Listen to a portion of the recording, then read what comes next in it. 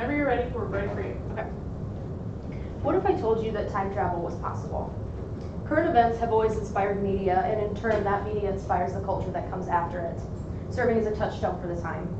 I decided to dissect some of the most prominent music revolutions in history to show just how they came to be and how they affected pop culture.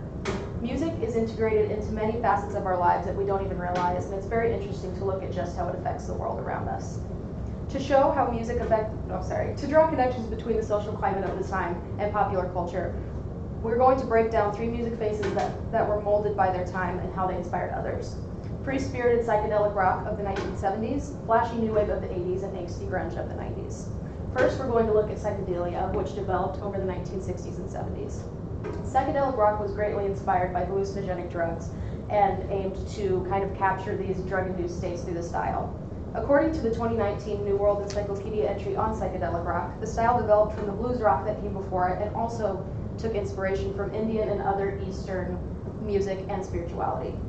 As stated by Joe Stussy and Scott Lipscomb, authors of the 2003 book Rock and Roll, Its History and Stylistic Envelopment, young people during the last half of the 1960s were very disillusioned with the death of the Kennedy dream and the nation pulling deeper into conflict with Southeast Asia. Kids began turning on, tuning in, and dropping out, which was a phrase that was coined by Dr. Timothy Leary, who was an advocate for exploring the therapeutic properties of LSD in the 1960s. And the phrase kind of inspired people to detach from the conventions of society. The youth flocked to San Francisco, which was the epicenter of the psychedelic. According to John Kovac, professor at University of Rochester and author of the 2006 book, What's That Sound? An Intro to Rock and Its History, there were 2 main approaches to psychedelic rock. One, where the music was secondary and meant to kind of enhance a drug trip. That was the approach that like Pink Floyd and Grateful Dead took. And the other approach where the music was the trip and it was more so meant to be listened to sober, but to give the feelings of what a drug trip would be like, which is like the Beatles and the Doors. And while drugs weren't exactly linked with Eastern spirituality, many people began combining LSD with Eastern traditions like yoga in order to achieve higher consciousness. Among these people embracing Eastern culture were the really popular blues-inspired rock bands of the 60s, like the Beatles, and by taking this ideology into the mainstream, it inspired millions of people to follow the same path. Acid rock became the anthem for hippie culture, which revolutionized art, fashion, and live performance. Kovac states that by 1966, hippie culture had cemented itself in San Francisco, where college-age people experimented with drugs, radical philosophy, and Eastern religion. Quote, the whole scene was psychedelic, as Stussy and Lipscomb stated, with brightly painted Volkswagen buses and equally lively clothing. Music-wise, 20 to 30-minute instrumental improvisations and outrageous stage antics, such as Jimi Hendrix setting his guitar on fire, were completely unheard of before and proved that rock was really headed down a new path. Psychedelic music remained at the forefront for many years, and while its fresh attitude towards songwriting inspired many artists that came after that, another music shift was coming that was going to transform pop culture in a new way. Popular music took an electronic turn in the 80s with new wave. Research conducted in 2015 into the US Billboard charts by a team from Queen Mary University of London and Imperial College London noted that in 1983, the use of new technology like synthesizers and drum machines took over popular music. This new tech created so many new opportunities for musicians who found themselves in this transformative time in music. John Kovac states that with the rising interest in but questionable marketability of punk music, new wave artists tamed the more aggressive elements of punk, making it more of an artsy, aesthetic statement rather than a statement of nihilism and protest. These artists combined elements of the electronic pop of the 80s with the aggressive British punk to create a new genre that was full of irony and humor. The 80s also saw the invention of MTV, which made music much more accessible and also introduced the aspect of video into music, which influenced fashion, according to the 2018 History.com article on the 80s. MTV was born out of a hole in the market for rock-focused programming. There was stuff for a lot of other genres, but not really for rock music.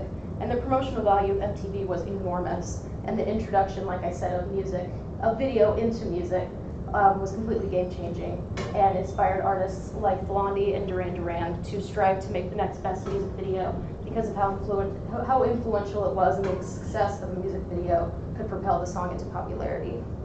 These music videos placed artists directly in public space, which allowed for artists to influence fashion as people copied the gaudy and over-the-top hairstyles and clothing that they saw their favorite new wave artists have.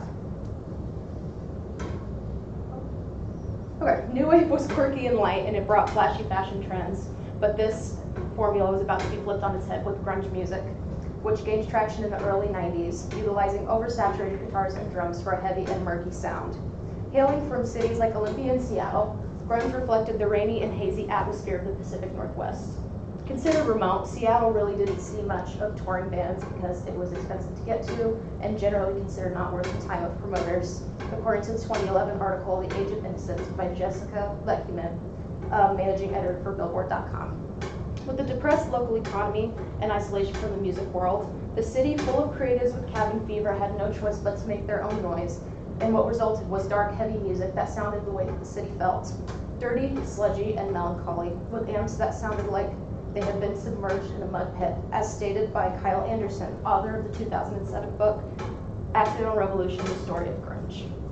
As opposed to the glamorous aesthetic of the 1980s, grunge brought a gritty DIY attitude to American culture.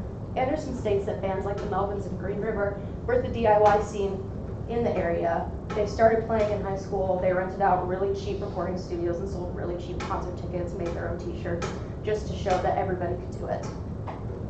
Bands like these, while not really achieving much commercial success themselves, paved the way for grunge giants like Nirvana and Soundgarden and Pearl Jam, who brought this attitude kind of into the mainstream and out of Seattle. By the time the scene was devastated in 1994 by the death of Kurt Cobain, trashed flannels and jeans were fashion staples, Seattle was on the music map, and alternative had become shorthand for a lifestyle, says Lechman. In conclusion, it's plain to see how pop culture and music affect each other greatly, and how by looking back on the music of the time, it can give you insight into that time. Psychedelic rock captured the free-spirited culture of the 60s and 70s. New Wave captured the colorful and flashy culture of the 80s, and grunge was a look into the edgy and angsty 90s. So next time you're listening to your dad's old music collection, let it put you in the shoes of those who experienced it firsthand.